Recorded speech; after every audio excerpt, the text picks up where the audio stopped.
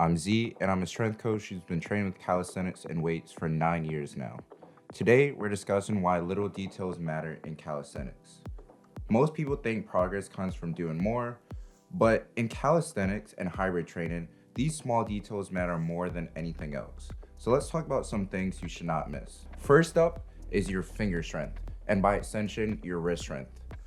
Your hands are your first point of contact with the ground or the bar, and if your fingers can't produce force or grip strongly enough to lock you into position, everything above the wrist has to compensate and work harder, which can strain your elbows and shoulders.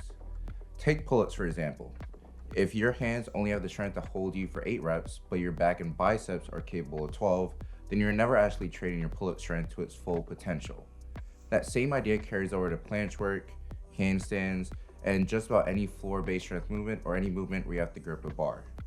If your wrists and fingers can't stabilize you, then your shoulders or elbows are going to end up taking on extra stress, and your body works as one large kinetic chain.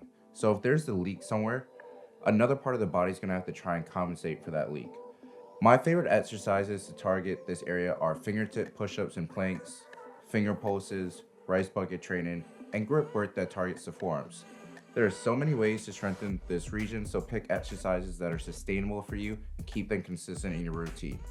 If you want a full video on how to train your wrists or forearms for calisthenics, let me know in the comments down below. Another big one is scapular strength. Your shoulders work in conjunction with your shoulder blades, and this synergy allows for proper movement while protecting the shoulder joint. Without it, movements like pull-ups, dips, levers, and handstands turn into compensation patterns where the arms and joints do the work instead of the upper back and the shoulder musculature. Staying injury-free is probably one of the biggest factors in long-term progress, so protecting this area is critical. To build real shoulder strength, you need to be able to move your shoulder blades into the correct positions to have the kinesthetic awareness and proprioception to know where your scapula is in space.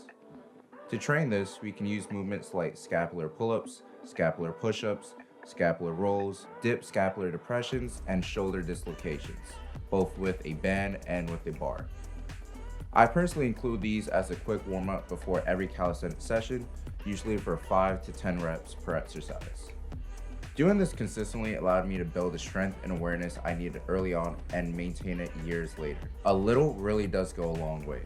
If you're just starting out, you can do multiple sets and progress these movements gradually. For example, start with one set of 5 scapular pull-ups, then work up to 2 or 3 sets before increasing reps. I wouldn't load these with weight, instead progress them through sets and reps, and by doing this, you're going to increase your strength, and that's more than enough. Then there's elbow conditioning, something almost everyone overlooks until it becomes a problem. Your elbows sit between large muscles and small connective tissue, and calisthenics places a lot of repeated stress through this joint. Straight arm work and high volume pushing and pulling all add up. If you increase volume too quickly, progress at too fast of a pace, use poor form, or jump into ring work before you're prepared, your elbows will usually be the first place you feel it. Trust me, tendonitis in this area is not fun and can take a long time to heal. Slow eccentrics, control tempos, and gradually increasing load are what keeps your elbows resilient over time. If you're already experiencing pain here, I highly recommend seeing a doctor or physical therapist so they can identify what's inflamed and guide you on the right next steps. Tendon conditioning is especially important if you're training straight arm movements like planche or other lever-based skills. Tendons have the potential to be stronger than muscles. The problem is that tendons often don't give clear warning signs until it's too late, which is when strains or even ruptures can occur. I am not trying to scare anyone, but with straight arm strength, slow and steady while staying injury-free is the name of the game.